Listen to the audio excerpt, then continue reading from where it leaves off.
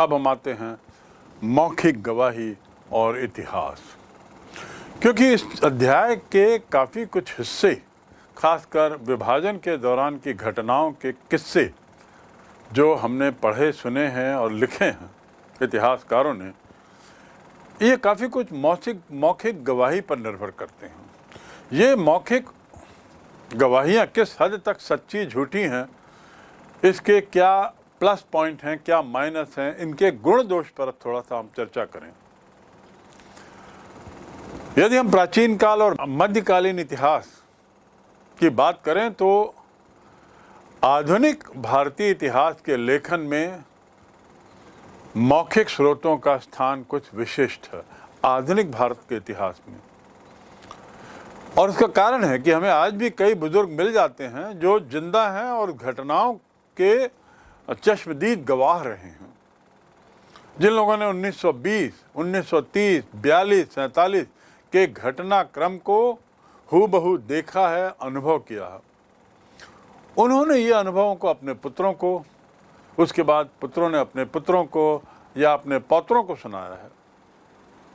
इनमें से बहुत से पुत्र पौत्र आज जीवित हैं, इसलिए जब उनसे साक्षात्कार होता है तो हम स्वाधीनता आंदोलन के संबंध में बहुत कुछ जानकारियां इकट्ठी कर लेते हैं। विभाजन के समय जन सामान्य के कष्ट और कठिनाइयों को जानने में ये मौखिक वृत्तांत, ये मौखिक संस्मरण या लिखी गई डायरियां या पारिवारिक इतिहास और कई पत्र, इसके अलावा स्वलिखित ब्यौरे, कुछ लोग अपने लिए ही स्वयं लिखते थे घटनाक्रम को, ये हमें बहुत मदद करते हैं तत्कालीन इतिहास की समझ को गहराई से जानने के लिए। ऐसे जो स्रोत हैं इनसे मालूम पड़ता है कि लाखों लोगों के लिए विभाजन पीड़ादायी रही और एक स्याह दौर की तरह थी, चुनौती थी। ये जो विभाजन था वो मात्र संवैधानिक विभाजन था, लेकिन उनके लिए ये संवैधानिक विभाजन या मुस्लिम लीग और कांग्रेस की दलगत राजनीति का मामला नहीं था, उनके लिए कुछ और ज़्यादा ही था। ये एक ऐसा मामला था उनके लिए, तत्कालीन जनता के लिए, जो उनके जीवन में अनपेक्षित परिवर्तनों की बाढ़ लेके आता है। अनपेक्षित का अर्थ है जिसकी उम्मीद नहीं थी, ऐसे बदलाव लेके आता है जो उनके जीवन को पूरी तरह झकझोर देता है। सन 46-50 का जो काल है, जिसका जिक्र इस विभाजन के अध्याय में बारंबार किया गया है, और उसके बाद जो घटनाएं हुई हैं, जो बदलाव आए हैं, जो समस्याएं आई हैं, उनका समाधान मनोवैज्ञानिक, भावनात्मक और सामाजिक समायोजन ये होना जरूरी है, और इन्हीं के द्वारा इन समस्याओं का कुछ हद तक निदान किया जा सकता है। किसी भी घटना की वास्तविकता को उसके सही आकार में लाने में तत्कालीन स्मृतियाँ और अनुभव बड़े काम आते हैं। इसलिए हमें विभाजन का जो अध्ययन है वो केवल एक राजनीतिक घटना के रूप में नहीं करना चाहिए, बल्कि विभाजन की प्रक्रिया से जो गुजरने वाला समाज था, जो लोग थे, उनके द्वारा विभाजन के जो अर्थ बनाए गए, उनके द्वारा विभाजन के जो मीनिंग निकाले गए, उस जरिए से भी हमें विभाजन को समझने का प्रयास करना चाहिए। तभी शायद हम विभाजन को एक समग्र रूप में सही तरीके से, विभाजन मात्र राजनीतिक गतिविधि ना होकर के एक सामाजिक भूचाल के रूप में भी हम इसे समझ सकते हैं। इस संदर्भ में ये भी कहना जरूरी है कि व्यक्तिगत स्मृतियाँ हमें अनुभवों और स्मृतियों को और अधिक सूक्ष्मता से समझने का मौका देती हैं। व्यक्तिगत अनुभूतियाँ, स्मृतियाँ हमें और गहराई से, सूक्ष्मता से, बारीकी से तत्कालीन परिस्थितियों को समझने का मौका देती हैं। इन्हीं अनुभवों स्मृतियों के आधार पर इतिहासकार उन भावनात्मक समस्याओं और कष्टों का जिनसे जन सामान्य को विभाजन के दौरान गुजरना पड़ा, उसका सजीव वर्णन करने में इतिहासकार समर्थ हुए हैं। सरकारी दस्तावेजों का संबंध नीतिगत और दलगत विषयों और सरकारी योजनाओं से होता है, इसलिए उनसे इस प्रकार की जानकारियों को प्राप्त करना संभव नहीं हो पाता जो हमें साक्षात्कार के माध्यम से, डायरी के माध्यम से, व्यक्तिगत अनुभवों को सुनने के माध्यम से होता है। सरकारी नीतियां सरकारी ही रहती हैं, सरकारी योजनाएं उसके पीछे की मंशा सरकारी अधिकारी और कर्मचारी ही समझ सकते हैं। सरकारी रिपोर्ट और फाइलें जो महत्वपूर्ण सरकारी अधिकारी हैं उनके व्यक्तिगत लेख, अंग्रेजों एवं प्रमुख पार्टियों के बीच के मध्य भारत के भविष्य और शरणार्थियों के पुनर्वास के विषय में जो लंबी लंबी वार्ताएं चली, उन पर तो प्रकाश डाल देंगे, लेकिन विभाजन के परिणाम स्वरूप, विभाजन के काल में सामान्य लोगों को, जनमानस को जिन हालातों से गुजरना पड़ा, वो हालात इन पत्रों के माध्यम से, सरकारी आंकड़ों और सरकारी डॉक्यूमेंट्स के माध्यम से नहीं मिल सकता।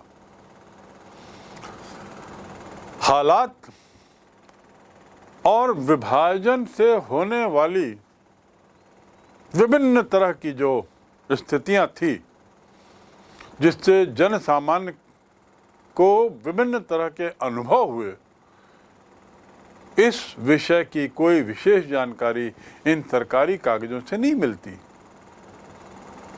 मौखिक स्रोत यही महत्वपूर्ण हो जाते हैं। मौखिक स्रोत इसलिए आधुनिक काल में बहुत ही ज़्यादा महत्वपूर्ण है। मौखिक स्रोतों से हमें पता चलता है कि विभाजन के कारण संपन्न लोग कैसे विपन्न हो गए, घर की चार दीवारी में सुख का जीवन जीने वाली महिलाएं, उनको पेट भरने के लिए कैसे मजबूर होना पड़ा, कैसे वो मजदूर बन गई। बड़े बड़े व्यापारी, उनको कैसे छोटी मोटी नौकरियों के लाले पड़ गए, और शरणार्थियों का जीवन किस तरह से जीने के लिए विवश हो गया। धनाढ्य की जो स्थिति हुई वह भी उतनी ही त्रासदायी जितनी कि गरीबों की।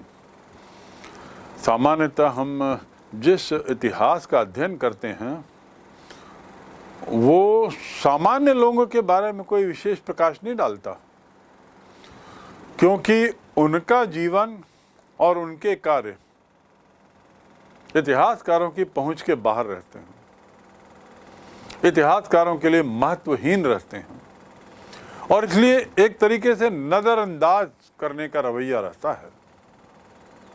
लेकिन ऐसे बहुत से इतिहासकार हैं जो मौखिक इतिहास को अभी भी बहुत महत्वपूर्ण मानते हैं। यद्यपि एक वर्ग ऐसा भी है जो मौखिक इतिहास को महत्वपूर्ण नहीं मानता। जो ये वर्ग है नहीं मानने वाला, उनके अनुसार मौखिक जानकारियां जो हैं वो सटीक नहीं होती। उसमें घटनाओं के क्रम का जो निर्माण किया जाता है, जिस क्रम में घटनाएं बताई जाती हैं, जिस क्रम में घटना वो सुनते हैं, कई बार इसमें संदेह रहता है, कई बार यथार्थता से परे नज़र आता है। व्यक्तिगत अनुभवों के आधार पर किसी सामान्य निष्कर्ष पर पहुंचना भी गलत है। तो ऐसे लोगों का कहना है कि मौखिक विवरणों का संबंध केवल सतही होता है, शैलो। उसे गहराई से और उसे सीरियसली नहीं लिया जा सकता। यादों में जो बातें रखी गई हैं, यादों में जो संचित की गई हैं, ऐसे अनुभवों से इतिहास की विशाल प्रक्रियाओं के जो कारण प्रकारण हैं, उनका पता लगाने में किसी तरह की सहायता तो नहीं मिलती। ये उस वर्ग का मानना है जो मौखिक अनुभवों को दरकिनार रखने में विश्वास करते हैं और इसे इतिहास का हिस्सा नहीं मानते। लेकिन हमें ये याद रखना चाहिए कि विभाजन के मौखिक इतिहास का संबंध केवल सतही नहीं है। विभाजन की जहाँ तक बात कर रहा हूँ, इसे सतही न माने, ये गलत बात होगी। विभाजन से संबंधित ये जो घटनाएं, अनुभव लोग अपने बताते हैं, वो अविश्वसनीय भी नहीं है और न ही महत्वहीन। कारण मौखिक विवरण अथवा बयानों से निकलने वाले निष्कर्षों की तुलना अन्य साक्ष्यों से निकलने वाले निष्कर्षों से करके एक सामान्य और एक विश्वसनीय निष्कर्ष पर तो निश्चित रूप से पहुंचा जा सकता है। मैं पुनः दोहरा दूं कि मौखिक बयान विवरण से निकलने वाले निष्कर्षों की तुलना हम अन्य साक्ष्यों से निकलने वाले निष्कर्षों से जरूर कर सकते हैं और एक सामान्य समझ पर आ सकते हैं जो विश्वसनीय हो। विभाजन के दौरान जन सामान्य को और विशेष रूप से महिलाओं को जिस पीड़ा से गुजरना पड़ा, उसे समझने के लिए हमें अनेक रूपों में मौखिक स्रोतों पर निर्भर करना पड़ता है। महिलाओं से यदि हम उनके द्वारा फेस की गई विभीषिका का जिक्र करना चाहें, उनसे निकलवाना चाहें, तो ये बहुत कठिन काम है, क्योंकि वे उस दौर से गुजरी हुई महिलाएं ही जानती हैं कि कितनी तकलीफ़ों से वो गुजरी। भारत और पाकिस्तानी सरकारों द्वारा कितनी महिलाओं को बरामद किया गया। बरामद तो आप समझते हैं कि किस तरीके से बरामदगी का दौर चलता है, और दोनों सरकारों द्वारा कितनी महिलाओं की अदला बदली की गई। 28,000 बनाम 8,000 पूर्व में, जिसको मैंने आपको ये संख्या बताई है, किंतु सरकारी रिपोर्टों से ये पता नहीं चलता कि ये बरामद की जाने वाली महिलाओं को किन किन मानसिक त्रासदी से, मानसिक यातनाओं से, व्यथाओं से गुजरना पड़ा। उससे ये भी नहीं पता चलता कि किन किन पीड़ाओं को उन्हें झेलना पड़ा।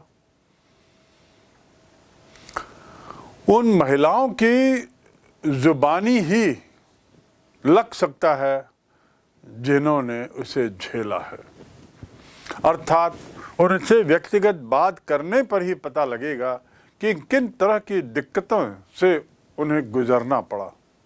इस प्रकार मौखिक इतिहास की पद्धतियां विभाजन के विषय में हमारी समझ को निश्चित रूप से बहुत विस्तृत बनाती हैं, एनरिच करती हैं। इन मौखिक वार्तालाप के जरिए इतिहासकारों को विभाजन जैसी घटनाओं के दौरान जन सामान्य को किस किस मानसिक त्रासदी, शारीरिक पीड़ाओं से गुजरना पड़ा, उसका एक बहुआयामी, बहुरंगी और सजीव वृत्तांत को लिखने में इन इतिहासकारों को निश्चित रूप से मौखिक अनुभवों से बहुत ज़्यादा जानकारी मिलती है। यहाँ ये कहना गैर वाजिब नहीं होगा कि विषय में मौखिक विवरणों को प्राप्त करना सरल काम नहीं है। ऐसे मौखिक विवरणों का संबंध व्यक्तियों से साक्षात्कार द्वारा ही लिया जा सकता है, प्राप्त किया जा सकता है, और साक्षात्कार में भी लोगों के दर्द और दर्द से होने वाले एहसास को समझने, उसके लिए बहुत सूझबूझ का काम करना पड़ता है। साक्षात्कार केवल प्रश्न उत्तरी नहीं है, साक्षात्कार में अनुभूति भी है, साक्षात्कार में दर्द भी है, साक्षात्कार में एम्पैथी भी है, साक्षात्कार में एहसास भी है। तो साक्षात्कार लेना विशेषकर महिलाओं से एक बहुत दूभर कार्य है, कठिन कार्य है और बड़ी सूझबूझ से किया जाने वाला काम है। इस संबंध में सबसे बड़ी समस्या जो आती है वो ये आती है कि इन कड़वे अनुभवों से गुजरने वाले व्यक्ति आप बीती के विषय में एक तो बात करने को तैयार नहीं होते, क्योंकि उन्हें पता है ये आप बीती से अब उन्हें कुछ मिलना नहीं है, कुछ हासिल नहीं होना है, उल्टा पुराने उस इतिहास को कुरेदने जैसी बात होगी जिसका तकलीफ उन्होंने ही जाना है। इसलिए लोग आप बीती बताने को तैयार नहीं होते। बलात्कार जैसी घटना की यदि हम बात करें किसी महिला से जो इस दुर्भाग्य से ऐसी घटनाओं से, ऐसे हादसे से गुजरी है, वो किसी अजनबी के सामने ऐसे अनुभवों को कैसे व्यक्त करेगी, कैसे उसे तैयार कराया जाए। घटनाओं के बारे में बताने के लिए महिलाओं को तैयार कराना एक बहुत ही दूभर काम है। इसलिए साक्षात्कार लेने वालों को सामान्यतया किसी की व्यक्तिगत पीड़ा और सदमे में झांकने का प्रयास नहीं करना चाहिए। हाँ, घटनाक्रम ले ले, घटनाक्रम समझ ले, घटना की गहराई और गंभीरता को समझ ले, उसके निचोड़ का उपयोग करे अपनी लेखनी में, लेकिन उसकी पीड़ा को और उसके सदमे को, उसकी गहराई में जाने की कोशिश न करे, उसमें झांकने की कोशिश न करे। एक और समस्या आती है जो स्मरण शक्ति या याददाश्त से ही जुड़ी हुई है। कुछ दशक बाद क्या होता है कि किसी घटनाक्रम के विषय में लोगों को कुछ याद रहता है, कुछ नहीं रहता। क्या याद रहता है, क्या याद नहीं, ये इस बात पर निर्भर करता है कि मध्यवर्ती काल में उनके जो अनुभव थे वो किस तरह के थे, उनके समुदाय में राष्ट्रों को किन किन प्रक्रियाओं से, किन किन दिक्कतों से गुजरना पड़ा। इस प्रकार मौखिक इतिहासकारों के सामने एक बहुत बड़ी चुनौती है, वह है वास्तविक अनुभव और निर्मित स्मृतियाँ। वास्तविक अनुभव बनाम निर्मित स्मृतियों का जाल, इनके बीच का जो टकराव है, उससे बाहर निकालने की जो दिक्कत है, वो इतिहासकारों के लिए एक चैलेंज है। इस प्रकार हम ये निष्कर्ष पे पहुंच सकते हैं कि विभाजन के इतिहास का पुनर्निर्माण अनेक स्रोतों से ही किया जा सकता है। मात्र सरकारी आंकड़े या सरकारी इतिहास उस काल की सही घटना को सही अंदाज में व्यक्त नहीं कर सकते। मौखिक साक्षात्कार और स्मृति, ये भी विभाजन के घटनाओं को सही परिप्रेक्ष्य में समझने के लिए महत्वपूर्ण भूमिका निभाते हैं। लेकिन किसी भी निष्कर्ष में पहुंचने से पहले हमें विभिन्न स्रोतों से जानकारी जब मिले तो उनकी विश्वसनीयता को जरूर तौल लेना चाहिए, उनकी विश्वसनीयता को जरूर जांच कर लेनी चाहिए और परस्पर तुलना करनी चाहिए अलग अलग स्रोतों से, और तब जाकर निष्कर्ष पर पहुंचना चाहिए। इस प्रकार ये अध्याय जो विभाजन से संबंधित है, और ऐसा अध्याय जिसका असर आज भी, जिसके घटनाक्रम का असर आज भी वर्तमान में जो पीढ़ी हैं वे अपने तई उसे भुगत रही हैं, या इस बदलाव से ऐसी बहुत सी पीढ़ियां हैं जिन्हें फायदे भी हुए हैं, यहीं पर समाप्त होता है।